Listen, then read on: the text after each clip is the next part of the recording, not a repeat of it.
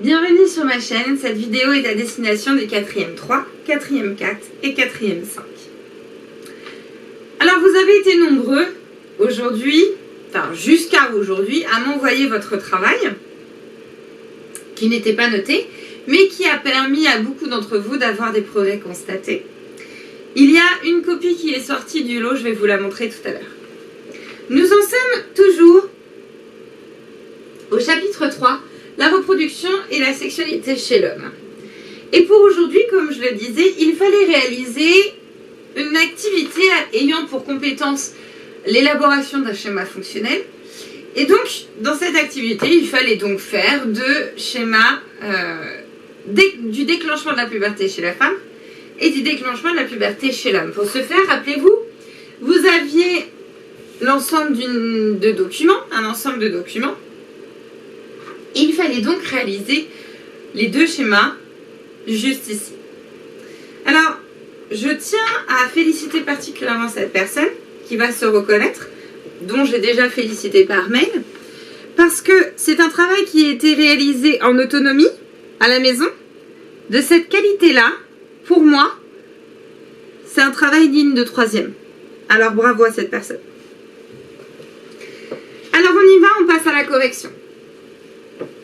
Prenez votre schéma, c'est parti. Vous avez remarqué que déjà au niveau de la forme du schéma en tant que tel, avant même qu'il soit complété, il va y avoir des carrés plus ou moins avec les mêmes couleurs, des rectangles très exactement, plus ou moins avec les mêmes couleurs, des flèches à compléter. Et effectivement, les rectangles vont représenter des organes et les flèches vont représenter l'hormone qui va relier l'organe producteur de l'organe cible. Je vous laisse prendre le document 1 de votre fiche. Il va y avoir, au niveau du cerveau, un complexe qu'on appellera l'hypothalamo-hypophyse, complexe hypothalamo-hypophyse, qui va libérer, sécréter, on dit, des hormones cérébrales. Et on va voir dans le document 1 que ces hormones cérébrales vont augmenter au cours de la puberté, au cours du début de la puberté, jusqu'à avoir des valeurs hautes à la fin de la puberté et pour le reste de votre vie.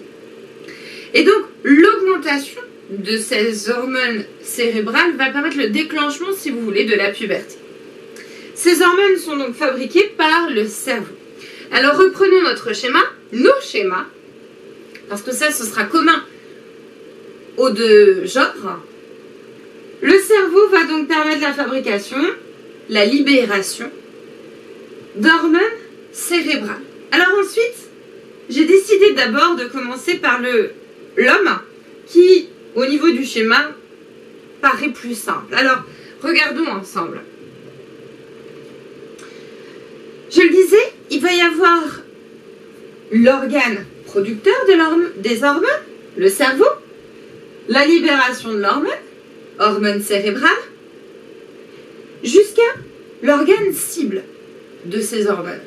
Alors, quel pourrait être les organes cibles de l'hormone, des hormones cérébrales chez l'homme? On est d'accord qu'on est au niveau du déclenchement de la puberté. L'organe reproducteur qui va permettre la fabrication de cellules reproductrices chez l'homme est le testicule. Donc ici, nous allons pouvoir indiquer les testicules. Bien. C'est donc l'organe cible de nos hormones cérébrales. Grâce au document 4, j'ai pu compléter la suite. Je vais l'écrire avec vous. Les hormones cérébrales provoquent le déclenchement, le développement des testicules et l'apparition de caractère sexuel secondaire. Ensuite, c'est marqué ici, par la testostérone seule, permet aussi le développement des caractères sexuels secondaires, mais pas des spermatozoïdes. Alors, les testicules vont pouvoir fabriquer l'hormone sexuelle dit la testostérone. Cette testostérone va permettre le déclenchement des caractères sexuels dits secondaires. En revanche, imaginons qu'on ait une personne avec une anomalie comme ici, où il va y avoir un traitement hormonal.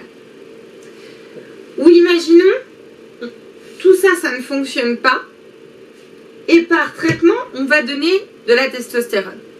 La testostérone ne pourra pas déclencher à elle seule la fabrication des spermatozoïdes.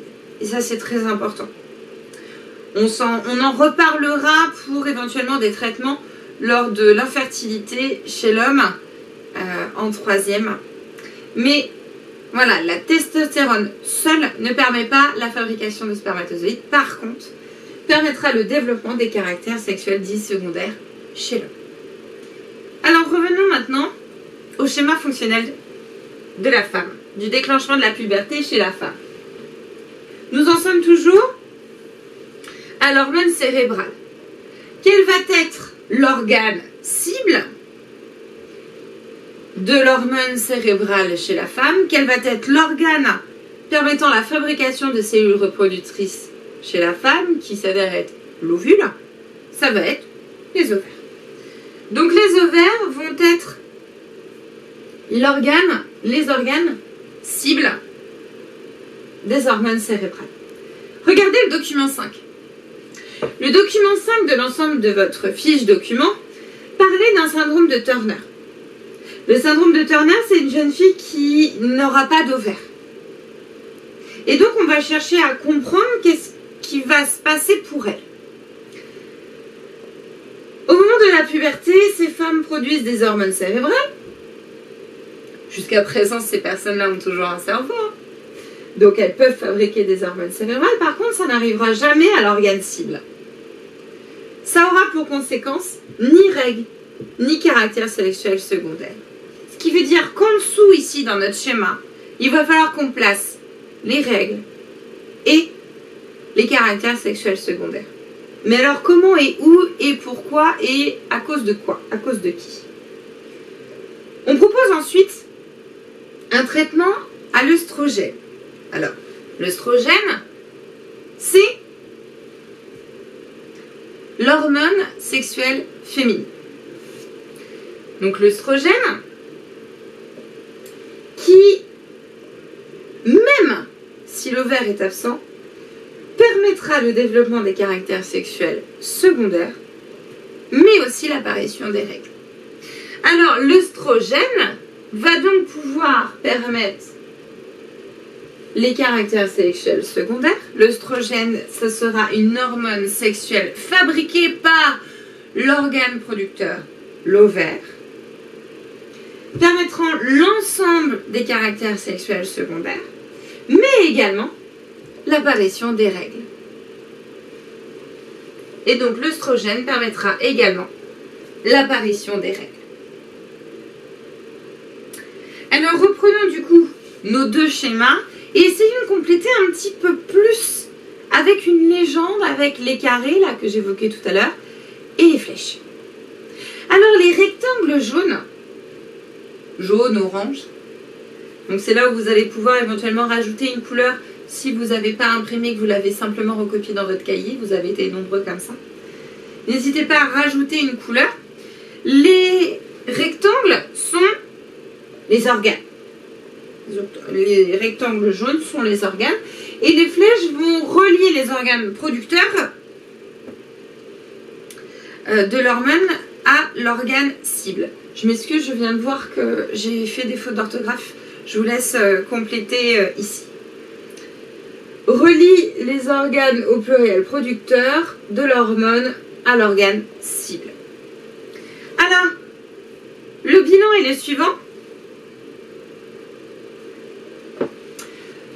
La puberté est due à une augmentation progressive de la concentration sanguine des certaines hormones fabriquées par le cerveau, qui va permettre le développement des testicules et des ovaires, les deux appareils sexuels, les deux organes qui vont permettre la fabrication des cellules reproductrices. Ces organes reproducteurs libèrent à leur tour des hormones qui vont déclencher l'apparition des caractères sexuels secondaires. Les transformations observées à la puberté sont déclenchées par des hormones qui assurent donc la relation entre les organes. Et dans votre fiche de document, il y avait la définition de hormones. Je vous laisse la recopier ici dans le cahier. C'est une définition à savoir par cœur.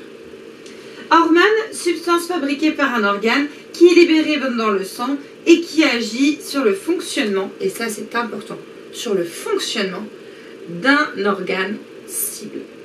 C'est pas juste un message qui est transmis, c'est un message qui aura des conséquences sur l'organe cible. Alors maintenant, à vous de jouer. Pour jeudi prochain, il va falloir que vous recopiez la correction, en corrigeant mes fautes d'orthographe, la correction et le bilan. N'hésitez pas à prendre en photo votre travail dans votre cahier afin de mériter un progrès constaté. Jusqu'alors, prenez soin de vous, lavez-vous bien les mains. À très bientôt.